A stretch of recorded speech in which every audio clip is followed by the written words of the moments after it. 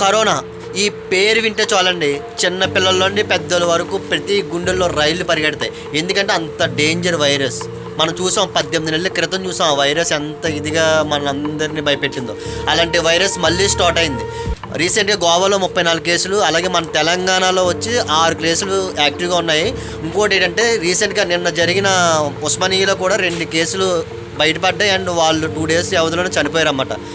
ఇది చాలా డేంజర్గా ఉంది. ప్రతి ఒక్కరు కూడా మనం నిర్లక్ష్యం చేయకూడదు. మాస్క్ అనేది కంపల్సరీ. ఎందుకంటే నేను చూడండి మాస్క్ కూడా పెట్టుకున్నాను. అలాగే ఏంటంటే శానిటైజర్ కూడా మనకు అవైలబుల్గా పెట్టుకోవాలి చేతిలో. ఓకేనా ఫ్రెండ్స్, చాలా జాగ్రత్తగా ఉండాలి.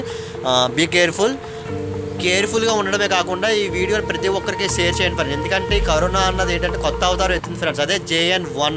ఇది చాలా డేంజర్గా ఉంది ఫ్రెండ్స్. వీలైనంత వరకు మాత్రం మీ బంధుమిత్రులు కానీ అలాగే మీ ఫ్రెండ్స్ కానీ అందరికీ షేర్ చేయండి.